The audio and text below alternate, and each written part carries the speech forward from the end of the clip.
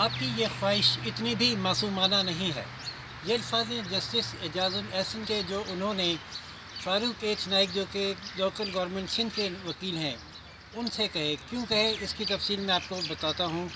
کہ آج سماعت ہوئی بحریہ ٹاؤن کیس کی، جس میں الزام یہ ہے کہ بحریہ ٹاؤن نے سندھ کی زمین اونے پونے داموں محکموں کی ملی بھگت سے خرید لی تھی، جس کو نوٹس لیتے ہوئے سپریم کورٹ نے بحریہ ٹاؤن کو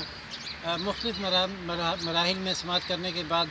450 ارب روپے کی ادائیگی کا حکم دیا، جو وہ قسطوں میں ادا کر رہی ہے۔ اب ایک خاطر خواہ رقم سپریم کورٹ کے اکاؤنٹ میں جمع ہونے کے بعد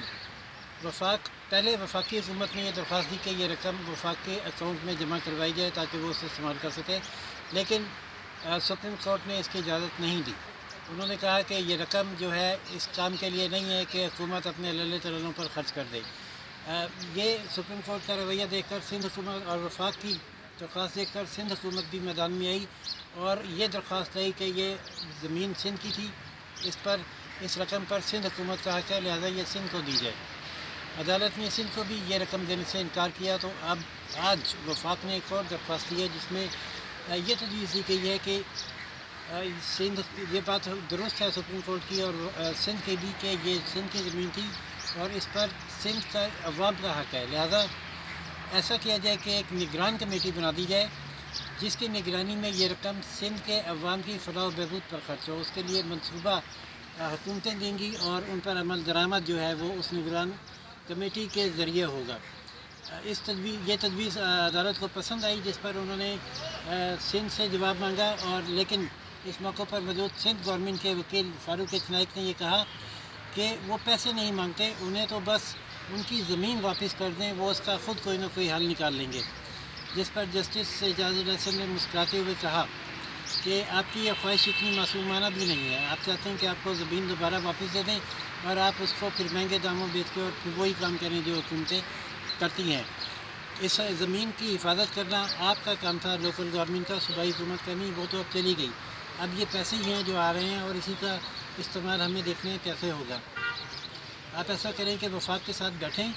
اور اس پر طے کریں، اپنے منصوبے بنا کے ہمیں دیں تاکہ ہم اس کے مطابق کام کرنے کے لیے کمیٹی بنائیں۔ کمیٹی کی فارمیشن یہ ہوگی کہ اس کے سربراہی سپریم کورٹ کے ایک ریٹائرڈ جج کریں گے، جبکہ اس میں وفاق، صوبے اور پلاننگ ڈویژن کے اور عوام کے نمائندے شامل ہوں گے جو فیصلہ کریں گے۔ لیکن جسٹس اعجاز الاحسن کا یہ کہنا، جس پر صوبائی حکومت کے وکیل کا یہ کہنا تھا کہ صوبہ جو ہے صوبائی معاملات آئین کے تحت صوبہ آزاد ہے اپنے معاملات میں، اسے وفاق کے ساتھ بیٹھنے کی ضرورت نہیں ہے۔ اس کے جواب میں جسٹس اعجاز الاحسن نے یہ کہا کہ وفاق جو ہے حکومت پاکستان ہے، بھارتی حکومت نہیں ہے۔ آپ ایسا رویہ نہ اختیار کریں بلکہ وفاق کے ساتھ بیٹھ کر عوام کی فلاح و ترقی کی بات کریں۔ یہ جو جملہ ہے کہ وفاقی حکومت بھارتی حکومت نہیں ہے بلکہ حکومت پاکستان ہے، اس کے ساتھ سندھ بیٹھ کر معاملات طے کرے،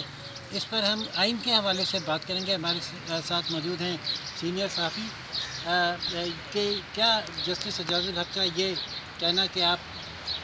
اس کو بھارتی حکومت نہ سمجھیں بلکہ وفاق کے ساتھ بات کریں، آئین کے تناظر میں یہ کس حد تک آپ اس کو کیسے دیکھتے ہیں کہ کتنا درست مشورہ ہے جج صاحب کا؟ دیکھیں جی، 18ویں ترمیم جب سے آئی ہے، 18ویں ترمیم کے بعد بہت سارے معاملات ایسے تھے جو کہ صوباؤں کو چلے گئے، لیکن صوبائی حکومتیں جو تھی وہ اس طرح ڈیلیور نہیں کر سکی، اور جو ان پر جو الزامات لگے، ہمیشہ سے ہم یہ دیکھتے رہے کہ کرپشن کے الزامات لگتے رہے ہیں، اور جب سندھ کی ہمیں صورتحال دکھائی جاتی ہے تو وہ ایسی ہی دکھائی دیتی ہے جیسے کہ سندھ میں جو ہے کوئی جنگل کا قانون ہے۔ لیکن اگر آپ سندھ میں جا کر دیکھیں تو بہت سارے اچھے کام بھی ہوئے ہیں،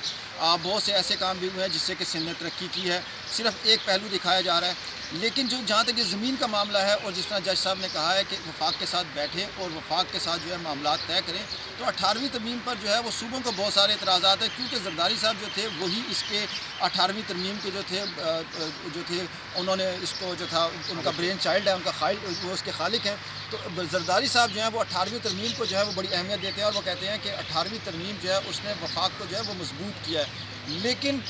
جب وفاق کی بات کی جائے تو پھر جہاں پہ جو ہم دیکھتے آ رہے ہیں کہ آئینی طور پر بھی بہت ساری چیزیں ایسی پیدا ہو گئی ہیں جس سے کہ بہت سارے مسائل پیدا ہو گئے۔ سپورٹس کو دیکھ لیں آپ، اسی طرح آپ صحت کو دیکھ لیں، تعلیم کو دیکھ لیں، یہ تمام سبجیکٹ جو ہیں وہ اب جا چکے ہیں 18ویں ترمیم کے بعد صوبوں کو، تو صوبے جو ہیں وہ اپنی طور پہ جو ہے وہ خود مختار ہو جاتے ہیں اور وہ کہتے ہیں کہ جی ہم اپنا کام کر رہے ہیں، لہٰذا ہمارے کام میں ہماری ڈومین میں وفاق نہ آئے، اور وفاق کہتا ہے کہ چونکہ سارا الزام جو ہے پھر وفاقی حکومت پہ آ جاتا ہے کہ اگر آپ نے یہ اگر کوئی بھی کسی قسم کی بھی بیڈ گورننس ہو رہی ہے، کہیں کوئی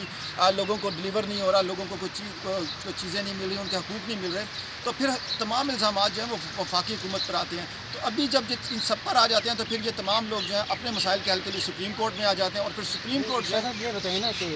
جب 18ویں ترمیم آ گئی تو اس پہ اور وفاقی حکومت تسلیم بھی کر رہی ہے کہ سندھ کی زمین ہے اور سندھ کے عوام پر یہ پیسہ لگنا چاہیے، اور 18ویں ترمیم کے تحت سندھ جو بھی صوبہ ہے اپنے معاملات میں خود مختار بھی ہے۔ پھر جج صاحب کو یہ اصلاح کرنا کہ نہیں وفاق کے ساتھ بیٹھ کے معاملات طے کریں، کیا یہ آئین کی 18ویں ترمیم کو نظر انداز کرنے کے مطابق نہیں ہے؟ دیکھیے جی ایسا ہی لگ رہا ہے کہ 18ویں ترمیم کے تحت چونکہ صوبوں کے اختیارات تھے، صوبوں نے اپنی زمین بیچ دی۔ اب اگر صوبوں نے اپنی زمین بیچ دی ہے تو دیکھیں اس میں یہاں پر دوسری چیز بھی آتی ہے، صوبے اتنے بھی زیادہ خود مختار نہیں ہے کہ وہ تمام، پھر دیکھیں لوکل گورنمنٹ آتی ہے، پھر اب میونسپلٹیز آتی ہیں، اب یہ زمین کس ضلع کی تھی، کس جو تھا ڈویژن میں تھی، اس کو کس طرح بیچا گیا، اس میں کیا تمام قوانین پورے کیے گئے۔ اب وہ بہت ساری، جب آپ کو پتہ ہے کہ معاملات عدالتوں میں آ جاتے ہیں تو پھر عدالتیں جو ہیں اس میں پھر ایک ایک چیز جو ہے اس کو بڑا وضاحت سے بیان کیا جاتا ہے۔ عدالتیں پھر ہر چیز کو دیکھتی ہیں اور عدالتیں اس کو ٹیک اپ کر لیتی ہیں، یا تو پھر سوال یہ ہے کہ حکومتیں اپنے طور پر معاملات اور مسائل حل کر لیں تاکہ معاملے عدالت میں نہ آئے۔ جب عدالت میں آ گئے تو پھر عدالت کا فیصلہ بھی تسلیم کرنا ہوگا، اور صوبے کو وفاق کے ساتھ بیٹھ کر اب سندھ کے عوام کی فلاح کے لیے منصوبے بنانے ہوں گے، جس پر سپریم کورٹ کی کمیٹی اپنی نگرانی میں عمل درآمد کروائے گی اور یہ رقم اس پر خرچ ہوگی۔ اسی کے ساتھ اجازت دیجیے، راشد حبیب کو روشن پاکستان نیوز سے سبسکرائب اور لائک کرنا نہ بھولیے۔ اللہ حافظ۔